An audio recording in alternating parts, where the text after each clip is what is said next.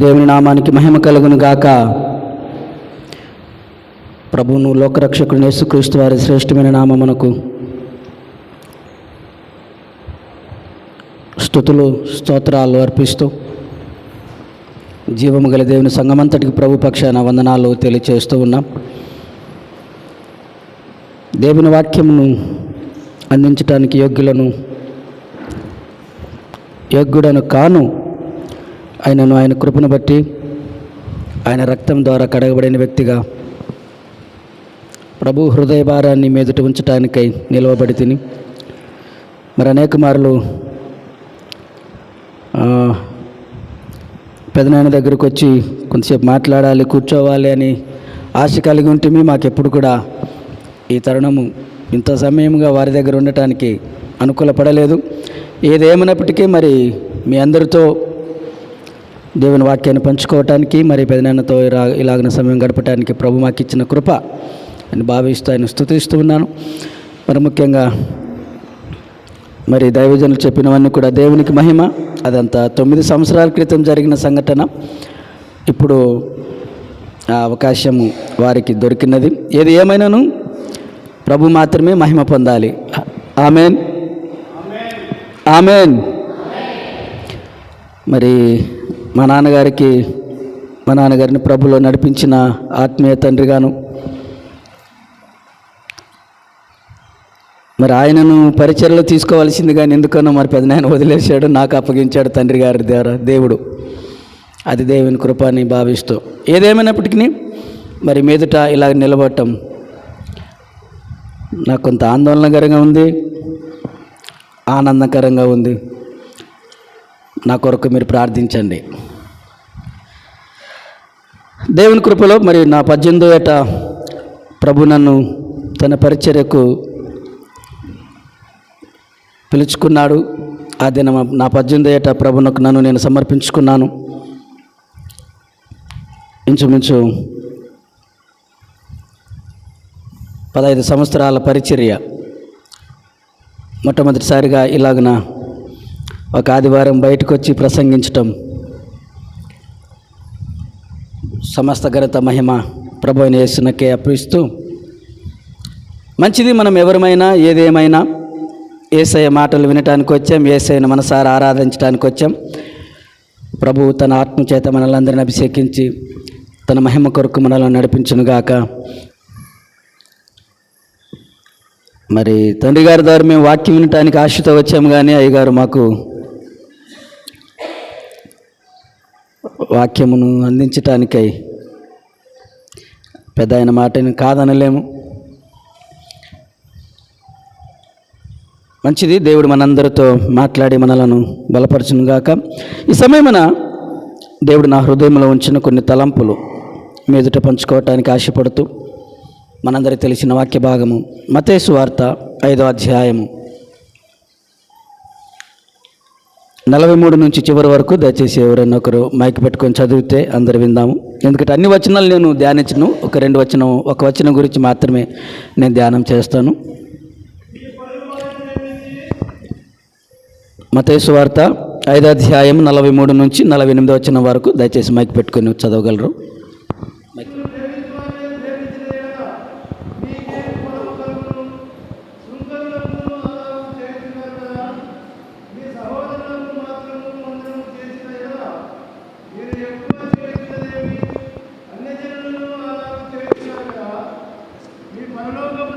పరిపూర్ణుడు కనుక మీరును పరిపూర్ణులుగా ఉండేదారు. దేవుడి మాటలు మనందరి వెనుకడిలో దీవించునుగాక. వాక్యం చదివిన అన్నగారి ప్రభునామమున వందనాలు తెలియచేస్తూ ఉన్నాం. 43వ వచనము 44వ వచనం మరొకసారి చదువుకుందాం. నీ పొరుగు వారిని ప్రేమించి నీ శత్రువును ద్వేషించుమని చెప్పబడిన మాట మీరు విన్నారు కదా. నేను మీతో చెప్పున్నదేమనగా, మీరు పరలోకమందున్న మీ తండ్రికి కుమారులై ఉన్నట్లు మీ శత్రువులను ప్రేమించుడి, మిమ్మును హింసించు వారి కొరకు ప్రార్థన చేయుడి. మీ శత్రువులను ప్రేమించుడి, మిమ్మును హింసించు వారి కొరకు ప్రార్థన చేయుడి. దేవుడి మాటలు మనందరి వెనుకడిలో దీవించునుగాక. క్రీస్తునందు ప్రియులారా, ఈ లేఖన భాగం అంతటిలో మనమందరం అనేక మార్లు దైవజనుల ద్వారా అనేకుల ద్వారా వర్తమానాలు విని ఉన్నాము. ఈ దినమున ఒక తలాంపు మీదట ఉంచాలని ఆశపడుతున్నాను. ఏంటంటే ఈ అంశానికి నేను ఒక మాట అంశముగా ఈ భాగానికి నేను ఇవ్వదలిచాను. ఏంటంటే మరి మన శత్రువుల పట్ల మన ప్రవర్తన ఎలాగున ఉంది, మన శత్రువుల పట్ల మన ప్రవర్తన ఎలాగున ఉంది. అంశము మన శత్రువుల పట్ల మన ప్రవర్తన ఎలాగున ఉంది. ఇంకా శత్రువు లేనివాడు భూమి మీద ఎవరైనా ఉన్నారంటే అది ఇంకా ఎవరో నాకు తెలియదు. నీ సంగతి ఏమో నాకు తెలియదు, నా సంగతి ఏమో దేవుని తెలుసు.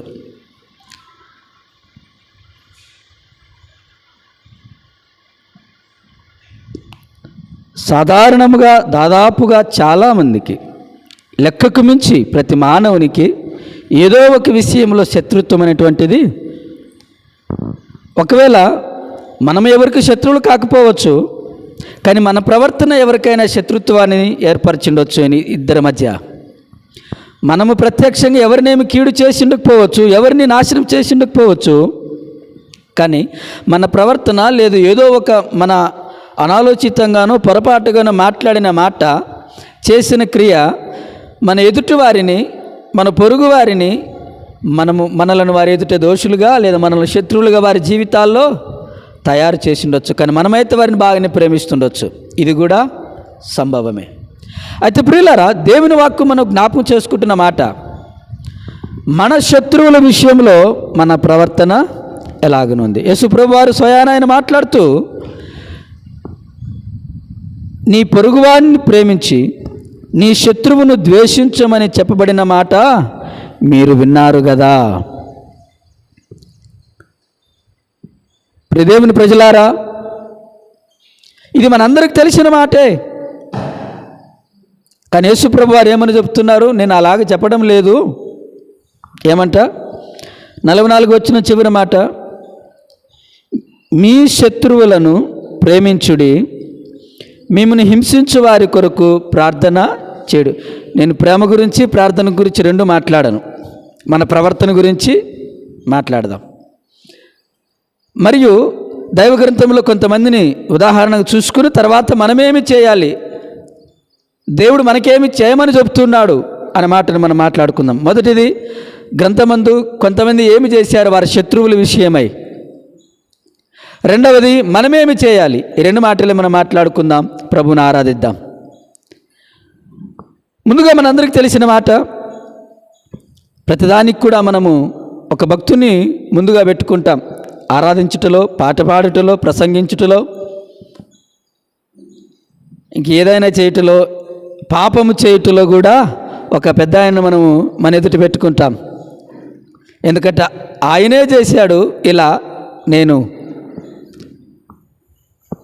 ఎక్కువగా ఆయనలాగా పరిశుద్ధంగా ప్రభువుని గణపరచటం మనం ఆయన ఉపయోగించము. కానీ ఆయన ఏదో ఒక బలహీనత తన జీవితంలో ఒక్కసారే చేశాడని లేఖనం రాయబడి ఉంది. అంతకు మించిన పాపం ఎప్పుడునూ ఎక్కడనూ జరిగించలేదంట ఆయన.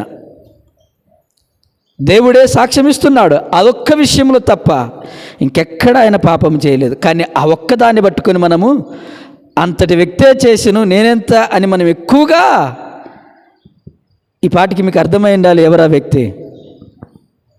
దావీదు గురించి మొదటి ఉదాహరణ మనం చూసుకుందాం, తర్వాత ఇంకొక ముగ్గురిని చూసుకుందాం. వారి గురించి ఎక్కువగా వివరించుకోము, కానీ మన పరిచయ వాక్కుగా మనం పలుకుదాం. దావీదు గొప్ప ఆరాధనాకర్త. ఆయన గలమెత్తి పరవశించి పాడితే పరలోకం సహితము ఎంతో సంబరంతో పరవశిస్తూ ఆనందిస్తూ ప్రభుని గణపరిచే అంత ఆరాధనకు, ప్రభును ఆరాధించటానికై అంత సామర్థ్యము లేదా అంత హృదయము, పరిశుద్ధత, పరిపూర్ణత కలిగిన వ్యక్తి, అంత దైవభక్తి కలిగిన వ్యక్తి. మరి ఒకానొక రోజున ఆయనకు శత్రువు కనబడినప్పుడు ఆయన ఏమి చేశాడు? మనందరూ తెలిసిన టక్కన గుర్తొచ్చే మాట సౌలు గురించి. నిజమే, తన ప్రాణం త్యజించుచున్న సౌలును బట్టి అతడేమి ప్రవర్తించాడు, ఎలాగైనా ఆయన ప్రవర్తించాడు అనే మాటలు కనుక మనం ఆలోచిస్తే, లేఖనమందు ఇలాగనే రాయబడ్డాయి. మొదటి సమూయేలు గ్రంథము 24వ అధ్యాయము. వాక్యము మనం ఎప్పుడో వింటూ వస్తున్నమాట, మరలా జ్ఞాపకం చేసుకుంటూ నెమరు వేసుకుందాము. మొదటి సమూయేలు గ్రంథము 24వ అధ్యాయము 4వ వచనము.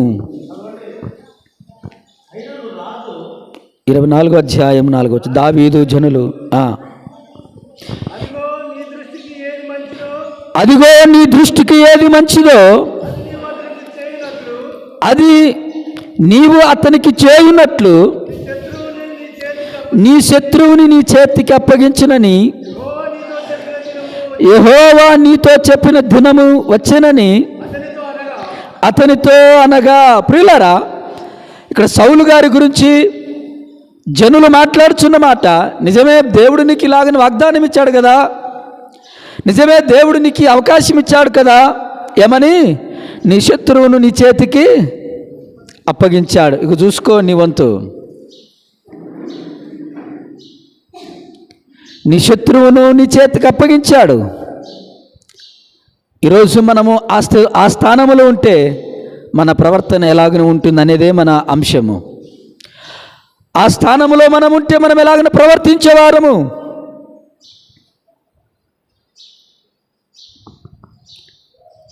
ఇదే అవకాశాన్ని సౌలు గారికి దేవుడిచ్చినప్పుడు, ఆయన ఇంట కూర్చున్నప్పుడు, ఒకసారి భోజనాన్ని కూర్చున్నప్పుడు, ఒకసారి ఆయన ఎదుట కూర్చున్నప్పుడు సౌలు గారు ఏం చేశారు? తన దగ్గర ఉన్న బల్లెము తీసుకొని ఒక్క ఏటుతో గోడకు కూర్చి చంపేదును అని బల్లెం విసిరాడు. సౌలుకు అవకాశం వచ్చినప్పుడు ఆయన ఏమి చేశాడు? ఒక్క పోటుతో నేను పొడిచేదను, ఒక్క పోటుతో నేను పొడిచేదను. ఇదే అవకాశం దావీదుకు వచ్చింది. దావీదు ఏమి చేశాడండి? సౌలులో మనం ఉన్నాము, సౌలులా మనము ప్రవర్తించిన సందర్భాలు అనేకం ఉన్నాయి. ఒక్క అవకాశం కొరకు ఎదురు చూసాం, నెరవేర్చుకున్న వారు అనేకులు ఉండొచ్చేమో, లేదా ఆ అవకాశం కొరకు ఎదురు చూస్తున్న వారు ఉండొచ్చేమో. ఈరోజు నా దేవుడు నీతో నాతో మాట్లాడుతున్నమాట. సౌలులా ఒక్క పోటుతో నీ శత్రువును పొడి చేస్తావా, లేదా దేవునికి భయపడి దావీదు వలె ప్రభువునకు అప్పగిస్తావా? దావీదు ఏం చేశాడండి? 6వ వచనం. ఇతడు యెహోవా చేత అభిషేకము నొందినవాడు గనుక యెహోవా చేత అభిషిక్తుడైన నా ప్రభువునకు నేను ఈ కార్యము చేయను. యెహోవాను బట్టి అతన్ని నేను చంపనని తన ప్రజలతో. రాజుగారికి అవకాశం వచ్చింది, ఒక పోటుతో పొడిచి చంపటానికి 2-3 సందర్భాలు ప్రయత్నించాడు, తరుముతూనే. 26వ అధ్యాయం 9వ వచనము.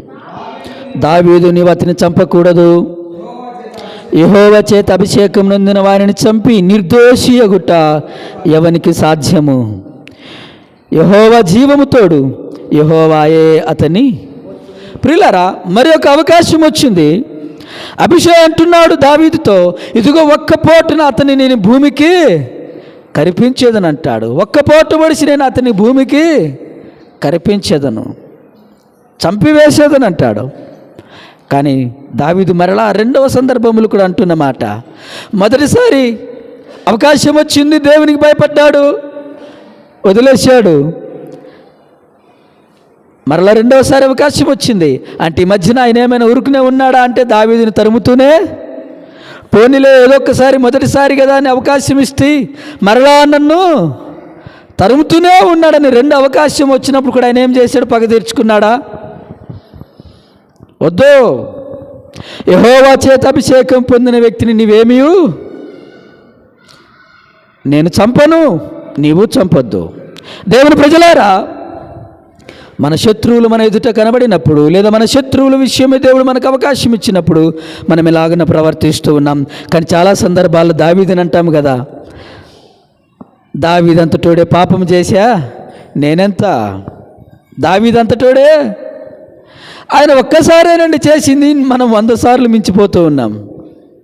ఆయన ఒక్కసారే ఆ పాపం చేసిందని దేవుడే యేసుప్రభు వారి సాక్ష్యం ఇచ్చి తన గ్రంథమందు రాయిస్తే, కానీ ఆ దానిని మనం అలుసుగా పెట్టుకొని లేఖనంలోనే రాయబడి ఉండే అని 100కు పైసార్లు లెక్కకు మించిన సార్లు ఆ మాటను మనం ఆధారం చేసుకొని పాపము చేస్తూ బ్రతుకుతూ ఉన్నాం. కానీ ఈ మాట మనకు గుర్తుకు రాదే? దావీదు శత్రు విషయం పగ తీర్చుకోలేదు, దేవునికి భయపడ్డాడనే మాట మనకెందుకు గుర్తుకు రాదు? ఆయన పాపమును గుర్తు చేసుకున్న మనము ఆయన చేసిన ఈ విషయాన్ని కూడా మనము గుర్తు చేసుకునవలసిన వారమే కదా. అది ఎందుకని మనకు గుర్తుకు రాదు? మరి ఆయన ఏం చేశాడు? దేవుని ప్రజలారా, దావీదు జీవితంలో మరొక సందర్భాన్ని మనం జ్ఞాపకం చేసుకుందాం. 26వ అధ్యాయము 23, 25 వచనాలు. యెహోవా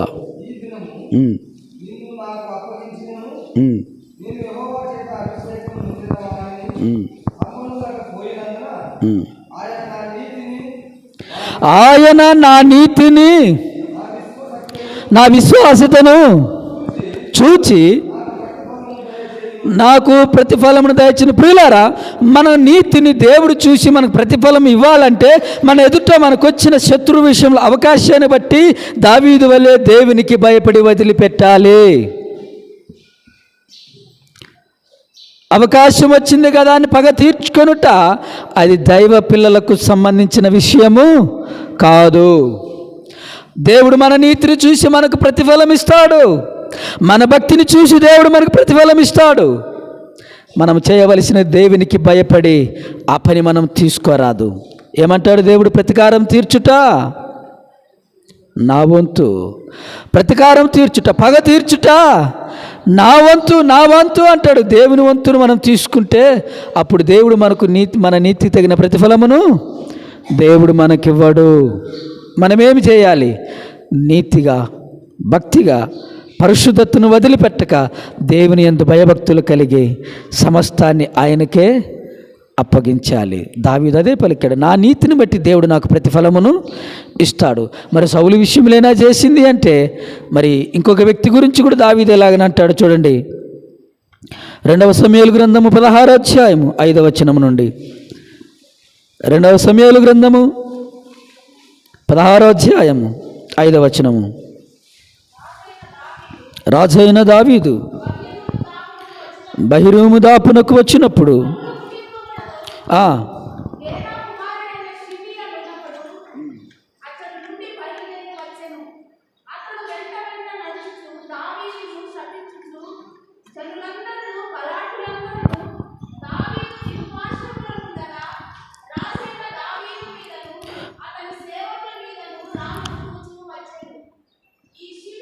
ఈ షిమి నరహంతకుడా, దుర్మార్గుడా, చీ పో, చీ పో నీవేలనని.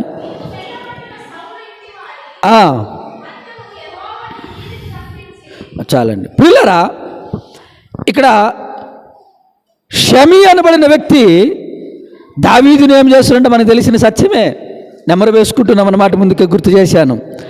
షమి రాజైన దావీదును శపిస్తూ దూషిస్తూ ఉండగా మరి దావీదు ఏం చేశాడు? ఇప్పుడు రాజు స్థానము, రాజును అంటున్నాడు, ఇదిగో వాడిని నేను చంపేస్తాను అని. అభిషేక్ చెబుతూ ఉన్నప్పుడు,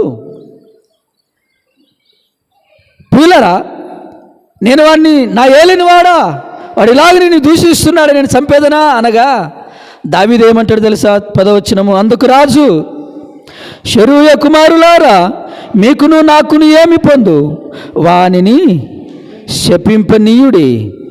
దావీదును శపింపమని యెహోవా వానికి సెలవీయగా నీవు ఇలాగున ఎందుకు చేయుచున్నావా అని ఆక్షేపణ చేయగలవాడెవడని. ప్రియులారా, రాజు స్థానంలో ఉన్నప్పుడు అంతకుముందు మామూలు వ్యక్తిగా ఉన్నాడు, కానీ అప్పటికే గొలియాతును చంపిన ధీరుడు, వీరుడు, సౌలు తరపున యుద్ధములు చేసిన వ్యక్తి, శత్రువుగా భావించిన సౌలును చంపటానికి అవకాశం వచ్చినప్పుడు దేవుని భయపడి వదిలిపెట్టాడు. నా నీతిని బట్టి దేవుడు నాకు ప్రతిఫలం ఇస్తాడన్నాడు. ఇప్పుడు రాజుగా సింహాసనం మీద కూర్చున్న వ్యక్తి, అనేక యుద్ధాలు చేసిన వ్యక్తి, తన చుట్టూ బలాఢ్యం ఉన్న వ్యక్తి, కానీ ఇప్పుడు షిమి తను శపిస్తూ దూషిస్తూ ఉన్నప్పుడు ఏమంటున్నాడు? దేవుడు వీనికి అవకాశం ఇచ్చాడు, లేకపోతే వాడెంతటి వాడు? ఎవరిచ్చాడంటే అవకాశము? దేవుడు దావీదును దూషించమని అవకాశం ఇవ్వగా ఆపుటానికి మనం ఎవరము? ఈ రోజున మనలను బట్టి మన ఇంటివారు, పొరుగువారు, మన బంధువులు, ఇరుగు పొరుగువారు మనం దూషిస్తూ ఉండగా, ఇదిగో దాని మీద పెట్టి దీని మీద పెట్టి కుక్క మీదనో పిల్లి మీదనో మనను దూషిస్తూ ఉన్నప్పుడు మనం ఏమి చేశాము? ప్రభువారు అంటారు, దూషణకు ప్రతి దూషణ, కీడుకు ప్రతి కీడు. ఈరోజున దేవుని ప్రజలారా, మనల్ని దూషించిన వారికి వారు ఒక మాట అంటే పొరపాటున మనము ఇంకా ఎక్కువగానే మన ప్రతీకారం తీర్చుకుంటాం. కానీ దావీదేమంటాడు? యెహోవా వానికి అవకాశం ఇచ్చాడు, ఎంతటి వాడు దూషించని. దేవుడు వానికి అవకాశం ఇచ్చాడు కాబట్టి నేను ఇలా అడ్డగించేదను. ఈ దావీదు మనసు మనలో లేదు. కానీ దావీదు చేసిన అదొక్క పొరపాటును పట్టుకుని ఊరల్లా ఊరేగుతూ ఉన్నాం. దావీదు చేసిన ఒక్క పొరపాటును బట్టియే ప్రవర్తిస్తున్నాము. కానీ దావీదులో ఇన్ని గుణాలు ఉన్నప్పటికీ ఇంకా ఎన్నో గుణాలు ఉన్నాయి ఆయనలో. కానీ దేవుని ప్రజలారా, ఇంతటితో దావీదు గురించి మానేద్దాం. తర్వాత చివరికి ఆయనలో ఉన్న సుగుణం బట్టి మనం మాట్లాడుకుందాం. దావీదు ఏం చేశాడు? శత్రు అవకాశం వచ్చినప్పుడు ఏం చేశాడండి? సౌలు దొరికినప్పుడు ఏం చేశాడు? 2 సందర్భాల్లో దేవునికి భయపడి ఆయన ప్రతీకారము తీర్చుకోలేదు. ఇప్పుడు ఆయన రాజుగా ఉన్నప్పుడు కూడా శపిస్తూ ఉన్నప్పుడు, దూషిస్తూ ఉన్నప్పుడు ఏమన్నాడు? దేవుడిచ్చాడు అవకాశం, కానీ దేవునికి స్తోత్రం అన్నాడు. దేవుడే నోరిచ్చాడు శపించటానికి, దేవుడే చూసుకుంటాడు. రెండో వ్యక్తిని మనం జ్ఞాపకం చేసుకుందాం.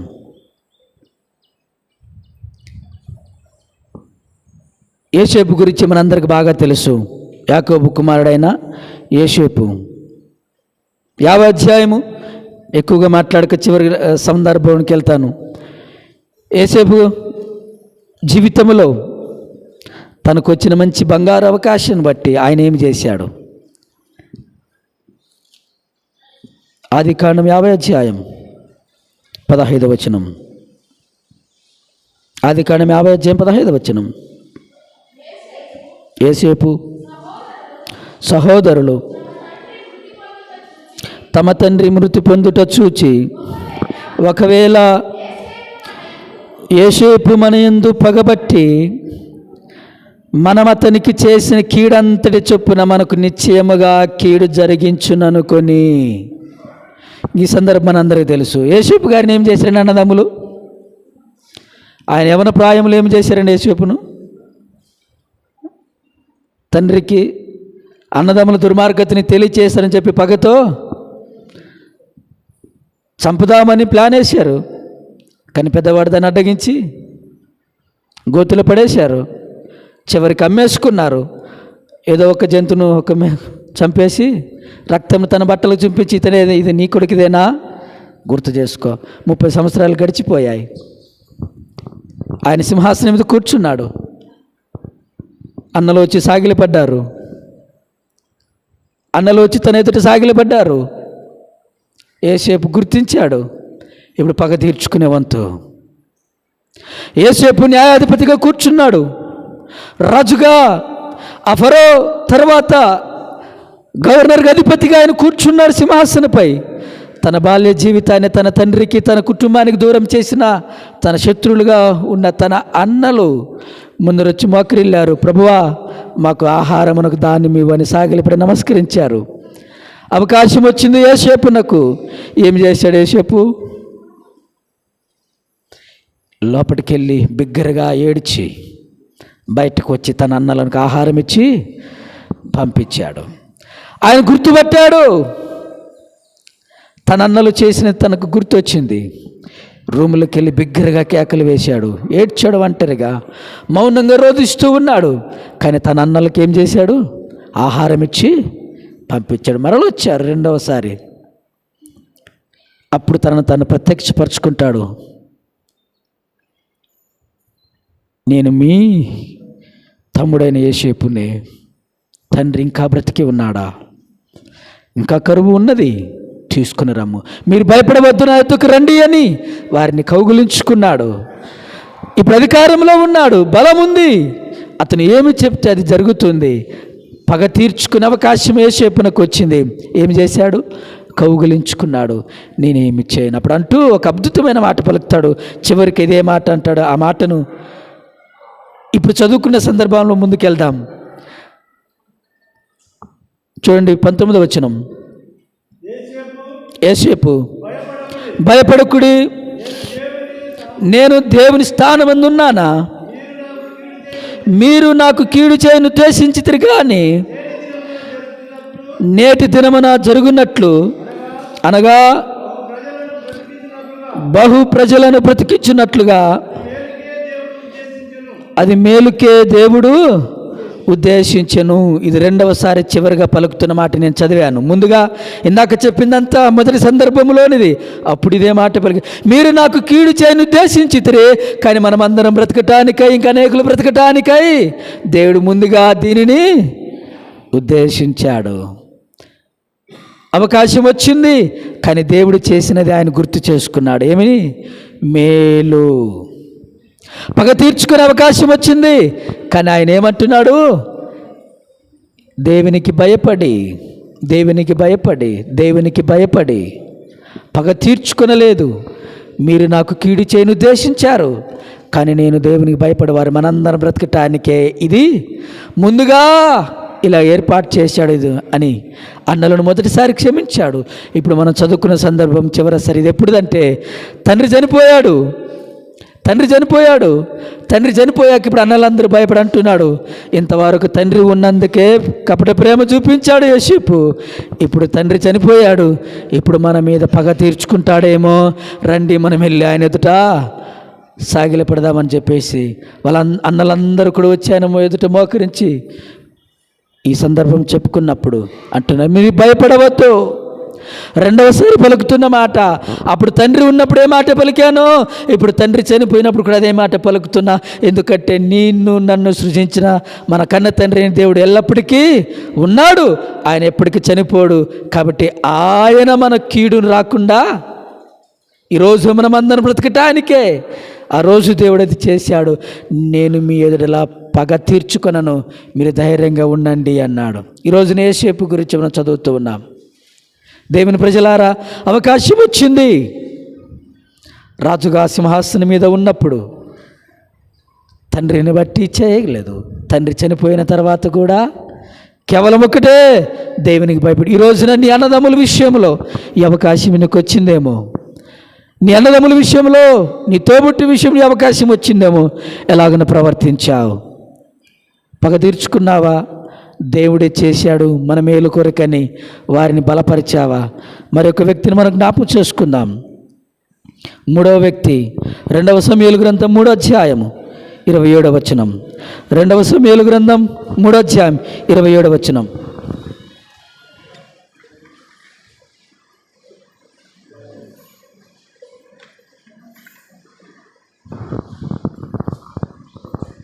రెండవ సమూయేలు గ్రంథం 3వ అధ్యాయం. అబ్నేరు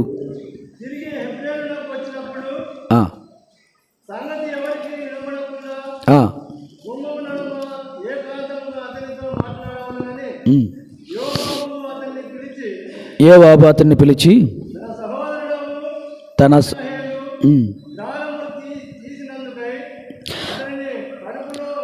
తన సహోదరుడు ఆసహేలు ప్రాణము తీసినందుకై అతనిని కడుపులో పడవగా అతడు చచ్చెను. ఇక్కడ ఒక వ్యక్తి పగ తీర్చుకున్నాడు తన శత్రువు కనబడినప్పుడు.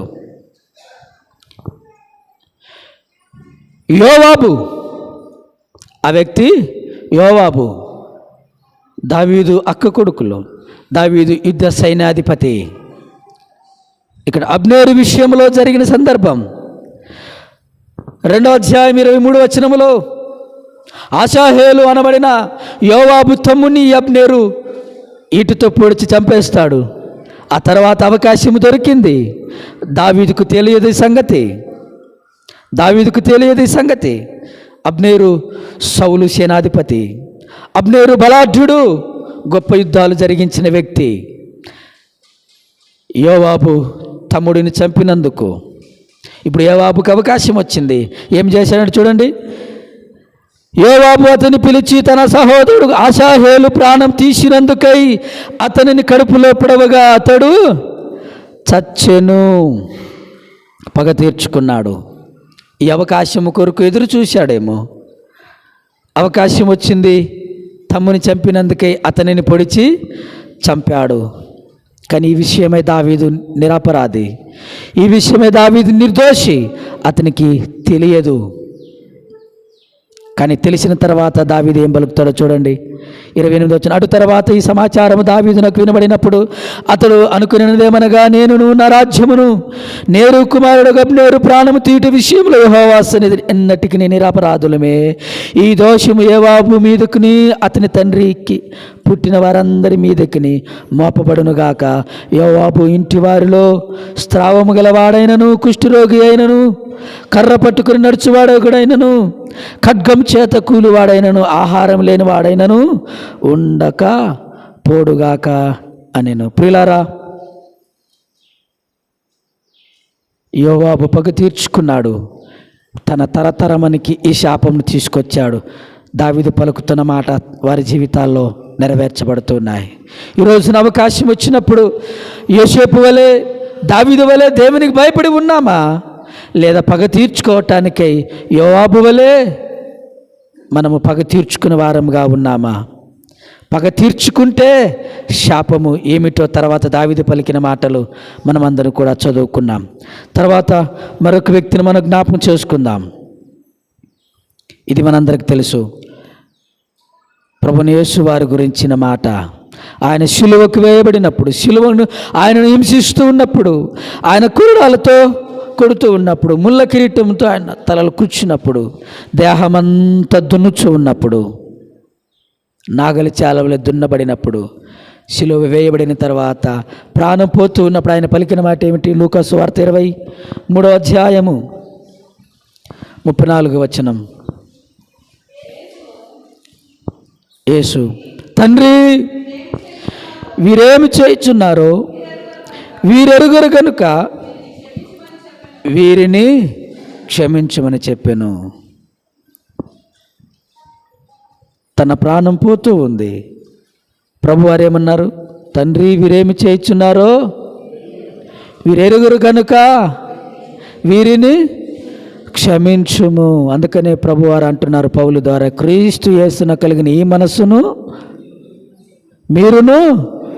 ఏ మనసు? శత్రువుల విషయంలో మనం ఎలాగని ప్రవర్తిస్తూ ఉన్నాం. ఇదే సందర్భాన్ని బట్టి యేసు ప్రభువారు పలికిన మాటే అపోస్తుల కార్యములో 7వ అధ్యాయం వచ్చిన మనందరికీ తెలుసు. స్టెఫెను పలికారు, ఇదే మాట స్టెఫెను పలికారు, తండ్రి, వీరిని క్షమించుము. మొదటి మాట, కొంతమంది భక్తులు ఏమి చేశారో అది చూసుకున్నాం. ఇప్పుడు రెండవ మాట, మనమేమి చేయాలి? కొంతమంది ఏమి చేశారో దైవ గ్రంథంలో వారి శత్రువుల విషయమై ఏమేమి చేశారండి? 5గురిని బట్టి మనము మాట్లాడుకున్నాము. మొదటిది, దావీదు ఏమి చేశాడు? దేవునికి భయపడి శత్రు విషయం పగ తీర్చుకోలేదు. యోసేపు ఏమి చేశాడు? దేవునికి భయపడి తన అన్నలే తనను పాడు చేసినప్పటికీ పగ తీర్చుకొనలేదు, దేవునికి భయపడి. ఇప్పుడు షమి విషయంలో దావీదు అది చేశాడు. ఇప్పుడు యోవాబు ఏమి చేశాడు? అవకాశం వచ్చింది, ఒక్క ఎట్టుతో పొడిచి చంపేసి పగ తీర్చుకున్నాడు. కానీ ప్రభువారికి, యేసు ప్రభువారి గురించి మాట్లాడుతున్నాం, స్టెఫెను గురించి మాట్లాడుకున్నాం. వారిద్దరు ఏమి చేశారు? క్షమించమని ప్రార్థన చేశారు. వారు అలాగనే చేశారు. ఇప్పుడు మనమేమి చేయాలి? ఇక్కడ జాగ్రత్తగా విందాం. ఇప్పుడు మన వంతు. దేవుని నామానికి మహిమ కలుగును గాక. శత్రువులు మన చేతికి దొరికినప్పుడు మనం ఏం చేయాలి? శత్రువులను మన ఎదుట వచ్చినప్పుడు, అవకాశం మనకు వచ్చినప్పుడు మనం ఏమి చేయాలి? దేవుడిలాగనంటున్నాడు,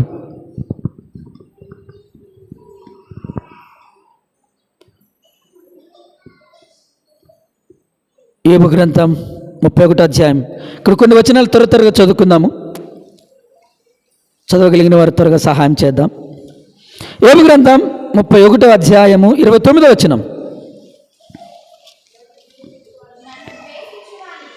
నన్ను ద్వేషించువానికి కలిగిన నాశనమును బట్టి నేను సంతోషించిన ఎడలను అతనికి కీడు కలుగుట చూచి నేను ఉల్లసించిన. ప్రియులారా, దైవలేఖనం ఇలాగ రాయబడుచున్న మాట యోబు గ్రంథం 31వ అధ్యాయము 29వ వచనం. నన్ను ద్వేషించిన వారికి కలిగిన నాశనాన్ని బట్టి నేను సంతోషిస్తే, నా శత్రువు కలిగిన ఆపదను బట్టి నేను సంతోషిస్తే, అంటే మనం చాలాసార్లు సంతోషపడతాం అంతే కదా. మనల్ని ఎవరైనా ఏమైనా అన్నారనుకోండి, మనకి ఏదైనా కీడు చేశారు, మనల్ని ఏదైనా ఆపద కలిగించారు, లేదా మనల్ని ఏదైనా దోచుకున్నారు, మనకు చేతగాక ఊరికనే ఉన్నాం. ఎందుకంటే అటువైపు వ్యక్తి అధికారో, బలము కలిగిన వ్యక్తో, ధనము కలిగిన వ్యక్తో, మాట నేర్పృతనం కలిగిన వ్యక్తో మన ఎదుట ఉన్నాడు కాబట్టి మనం ఆ రోజు చేతగాక ఊరికనే ఉన్నాం. ప్రభు దగ్గర ఏడ్చాం, ప్రభువా శత్రు పగ తీర్చుకుంటే నీవంతన్నావు కదా, ఇక చూసుకొని ప్రభుకి అప్పగించాం. చేతగాక పొరపాటున వారికి ఏదో జరిగింది, అప్పుడు మనం ఏమనుకుంటాం?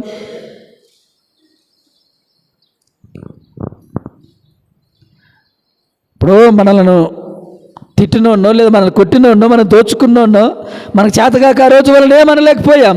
ఈరోజు ఏదో పొరపాటున వారికి యాక్సిడెంట్ అయింది, లేదా వారికి రోగం వచ్చింది, వారు మంచాన పడ్డారు, ఏదో వారికి ఘోరమైన వ్యాధి కలిగింది. అప్పుడు మనం ఏమంటాం? దేవుడేమి గుడ్డోడా, దేవుడేమి గుడ్డోడా. అప్పుడు మనం ఊరూరా చాటేసుకుంటాం. ఏమో ఊరంతా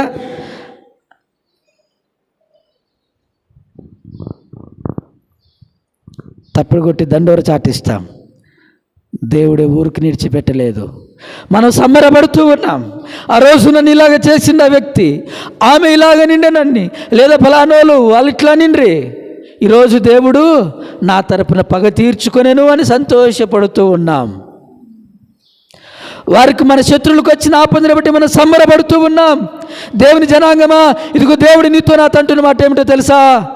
సామెతల గ్రంథము 24వ అధ్యాయము 17వ వచనం.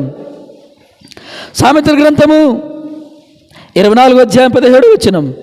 మన శత్రువులకు ఆపద కలిగినప్పుడు మనం ఎలాగన ప్రవర్తించాలి?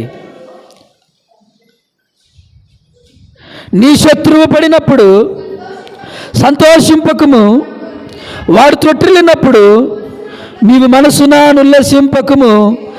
యెహోవాది చూసి అసహించుకొని వాని మీద నుండి తన కోపము త్రిప్పుకొనునేమో. ప్రియులారా, నీ శత్రువు విషయంలో దేవుడు పని చేసినప్పుడు, లేదా నీ శత్రువు విషయంలో దేవుడు కార్యం చేసినప్పుడు, నీ కన్నీటి ప్రార్థనకు దేవుడు జవాబిచ్చి, ప్రభువా వారిని మొత్తు, వారిని చంపు, వారిని నాశనం చేయి అని చేయకూడని ప్రార్థన, చేయరాని ప్రార్థన నీవు చేసినప్పుడు పొరపాటున దేవుడు ఆ ప్రార్థన జవాబిచ్చాడని నీవు అనుకున్నట్లయితే, నీ శత్రువులను దేవుడు ఏదో అపాయం కలిగించినట్లయితే, లేదా వారికి ఏదైనా ఆపద వచ్చినప్పుడు, వారికి అవమానం కలిగినప్పుడు, వారి ఇంటిలో నాశనం కలిగినప్పుడు, వారికి మరణం వచ్చినప్పుడు ఏమి చేస్తున్నావు? సంతోషిస్తున్నావు. గొర్రెంటగా గుంటక రాగమానునా అని సామెతల గీతం ఎత్తితివి.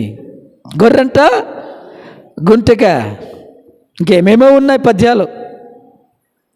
మన శత్రువులకు నాశనం వచ్చినప్పుడు, మన శత్రువులకు ఆపద వచ్చినప్పుడు, ఇదిగో యేసుక్రీస్తు వారి మనసు మనలో ఉంటే మనము ఇంట్లోనికి వెళ్ళి వాకిలి వేసుకుని తలుపు మూసుకుని, ప్రభువా వారిని క్షమించమని ప్రార్థన చేస్తాం. గట్టిగా చప్పట్లు కొడదాం, గట్టిగా చప్పట్లు కొడదాం.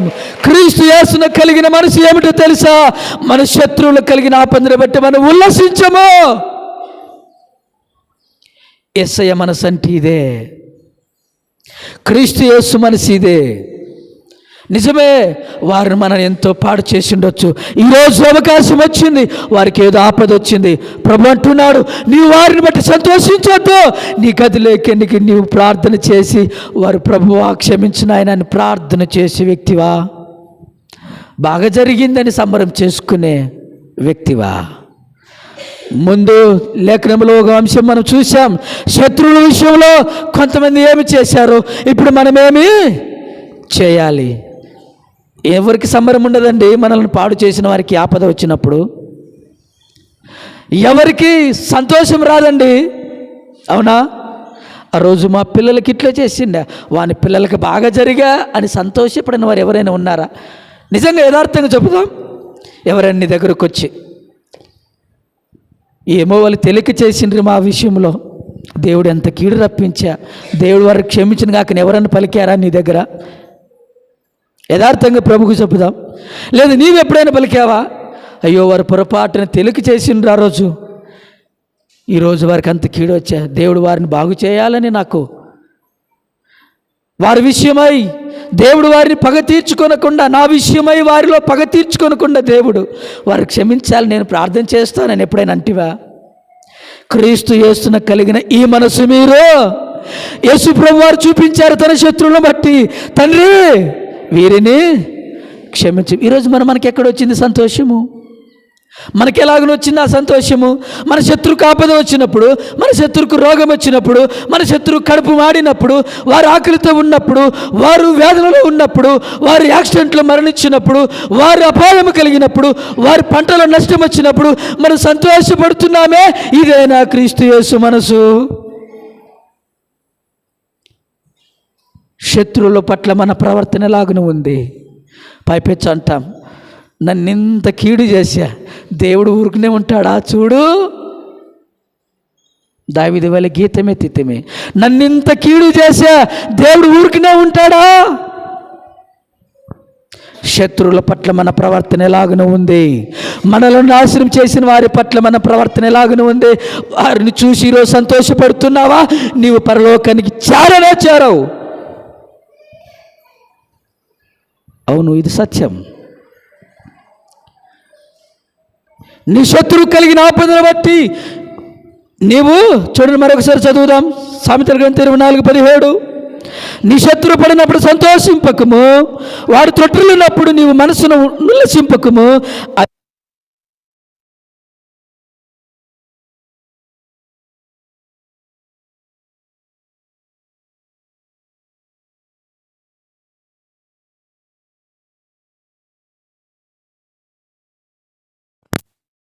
భక్తిహీనుల దీపం ఆరిపో. దేవుని ప్రజలారా, మనము ఈ విషయంలో ఎలాగని ప్రవర్తిస్తూ ఉన్నాం? సంతోషించువాడు సాతాను, శత్రు కలిగిన ఆపదను బట్టి సంబరాలు చేసుకునేవాడు అపవాది పిల్లలు. దేవుని పిల్లలు ఎప్పటికీ కారు. దేవుని పిల్లలు ఎప్పటికీ కారు.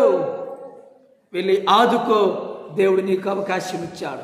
వారు ఆపదలో ఉన్నారు, కొంత ధన సహాయం చేసి వారిని ఆదుకో. వారు అపాయంలో ఉన్నారు, లేదా హాస్పిటల్ పడ్డారు, వెళ్ళి పరామర్శించి వారి ప్రార్థనించాయి. వారి ఇంటి దగ్గరికి వెళ్ళి వారి క్షేమం కొరకు ప్రార్థనించాయి. నీ శత్రువు ఆకలి కొనినప్పుడు అతనికి భోజనము, వారు రోగంతో ఉన్నప్పుడు వారి ఇంటికి వెళ్ళి ప్రార్థన చేసిరా. ఇది క్రీస్తు యేసు కలిగిన మనస్సు. మన ఆపదల విషయంలో మనం ఎలాగైనా ఉన్నాం? మన శత్రువులు కలిగినప్పుడు మనం ఎలాగైనా ప్రవర్తిస్తూ ఉన్నాం? నా మాట అర్థమవుతుంది అనుకుంటాను. ఏంటి అంశం? ఏంటండి చెప్పండి, ఏంటి అంశము?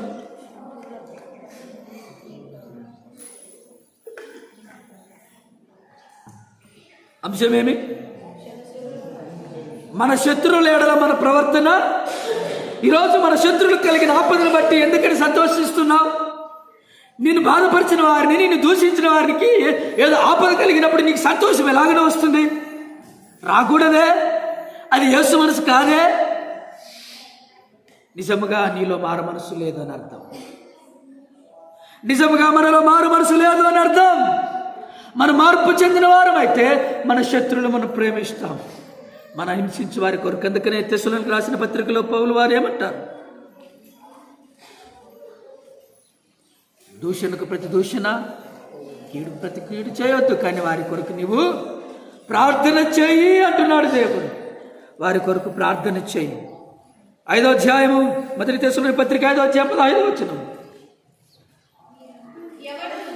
ఎవడును కీడులకు ప్రతి కీడు ఎవరికైనా చేయకుండా చూచుకొనుడి.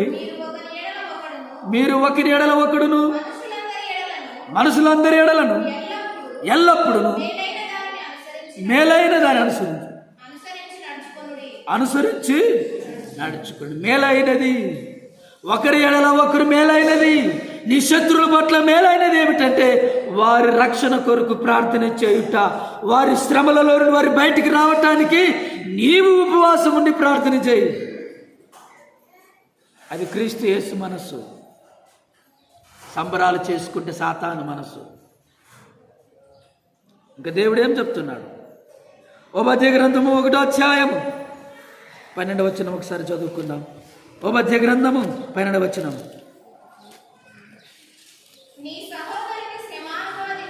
నీ సహోదరుని శ్రమానుభవ దినము చూచి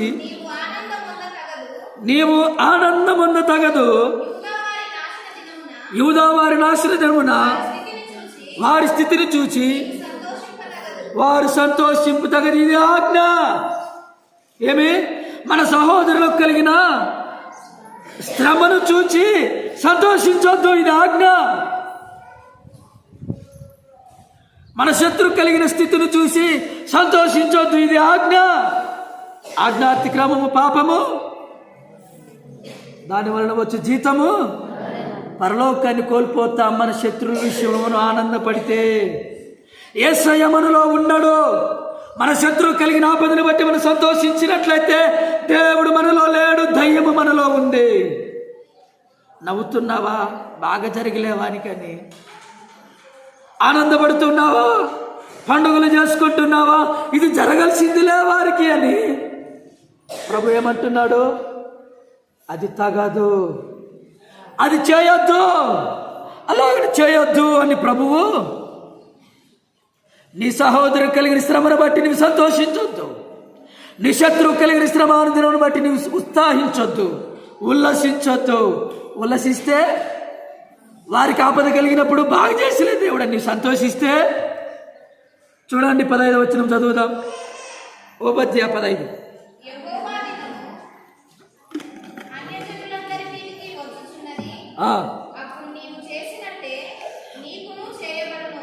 అప్పుడు నీవు చేసినట్టే నీకును. ఎవరికి చేసినట్టే? ఈరోజు నీ శత్రువుకు వచ్చిన ఆపదను బట్టి నీవు సంతోషిస్తే, ఈరోజు నీ అన్నదమ్ములకు వచ్చిన బాధను బట్టి నువ్వు సంతోషిస్తే ఏమవుతుందంట? అది తిరిగి మన మీదికే. నీవు చేసినట్టే నీకు చేయబడును, నీవు చేసినదే నీ నెత్తి మీదికి. దైవ గ్రంథంలో ఒక వ్యక్తి ఇలా పలికాడు, నేను చేసినదే దేవుడు నాకు చేశాడని. చూద్దాం. న్యాయాధిపతుల గ్రంథము 1వ అధ్యాయం 7వ వచనం. ఆ వ్యక్తి, ఆ రాజు ఇలా వలుకుతాడు. న్యాయాధిపతుల గ్రంథం 1వ అధ్యాయం 7వ వచనం. అప్పుడు అదోనీజెబెకు తమ కాళ్ళు చేతులు బొట్టన వేలు కోయబడిన 70 మంది రాజులు నా భోజన పళ్ళ క్రింద ముక్కలు ఏరుకొనిచుండిరి. నేను చేసినట్లే దేవుడు నాకు ప్రతిఫలం ఇచ్చినను. ఏం చేస్తుంటే అతను చెప్పకు 70 మంది రాజులను పట్టుకొని వారి కాళ్ళకి చేతులకున్న బొట్టన వేలు నరికి తన బల్ల దగ్గర పడేసుకున్నాడు. ఇక తింటుంటే కింద పడేసిన ఆ రొట్టె ముక్కలు, ఆ మెతుకులు తిననిచ్చేవాడు. ఎంతమందిని చేశాడు అట్లా? 70 మంది రాజులకు చేశాడు ఆ పని. కాళ్ళ బొట్టిన వేళ్ళు, చేతుల బొట్టిన వేళ్ళు నరికేశాడు. కొంతమంది మొండెములతో ఉన్నారు అక్కడ. ఈరోజు అదే గతి ఆయనకు వచ్చింది. యెహోషువ పట్టుకొని అతను చేసినదే ఆ సంగతి యెహోషువకు తెలుసో తెలియదు కానీ అతను పట్టుకున్నప్పుడు కాళ్ళకు చేతులకు బొట్టన వేలు నరికేశాడు.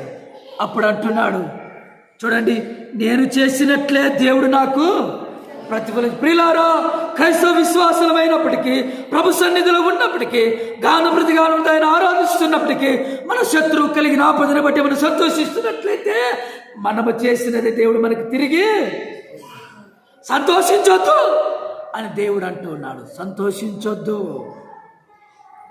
ఏం చేయాలి? వాళ్ళని పరామర్శించి ప్రార్థన చేయి. క్షమించు వారిని. ఎలాగ కలుగుతుంది? దేవుడు అనేకసార్లు చెప్పాడు ఈ మాట. వారు క్షమించు. ఎన్నిసార్లు క్షమించావు ప్రభు వారి పేతురు అడిగితే 70 మార్లు అంట. 70 ఏండ్ల మట్టుకంట. ఒకసారి 2 సార్లు క్షమించేది. 70 ఏండ్ల మట్టుకు నువ్వు సచ్చే వరకు క్షమిస్తూనే ఉండాలంట. ఎన్నిసార్లు క్షమించాలి? మనం సచ్చే వరకు. అది దేవుడు చెప్పిన మాట. కాబట్టి శత్రువులకు జరిగిన దానిని బట్టి మనం ఏ రోజు కూడా సంతోషించరాదు. వారి కొరకు ప్రార్థన చేయాలి, వారి కొరకు వేదన పడాలి, మనము వారి క్షేమము కొరకు ప్రార్థించాలి. దేవుని ప్రజలారా, 1 పేతురు పత్రిక 3వ అధ్యాయం 9వ వచనం. 1 పేతురు పత్రిక 3వ అధ్యాయం 9వ వచనం. ఆశీర్వాదమునకు వారసులవుటకు మీరు పిలువబడితే కనుక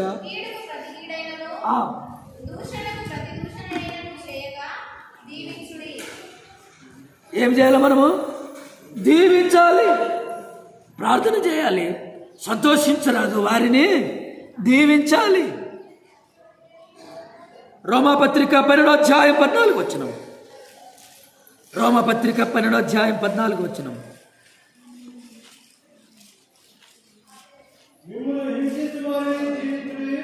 మిమ్మును హింసించు వారిని దీవించుడి.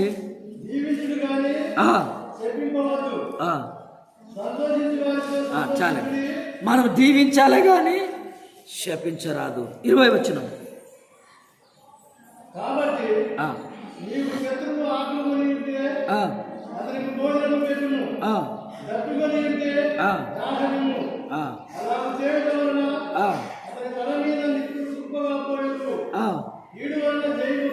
కీడు వలన జయింపబడక మేలు చేత కీడును. మనం చేయవలసిన 2వ పని, శత్రువు పట్ల మనం ఎలాగనే ఉండాలి. మన శత్రువులకు ఆపద కలిగినప్పుడు మనం ఎలాగనే ఉండాలి.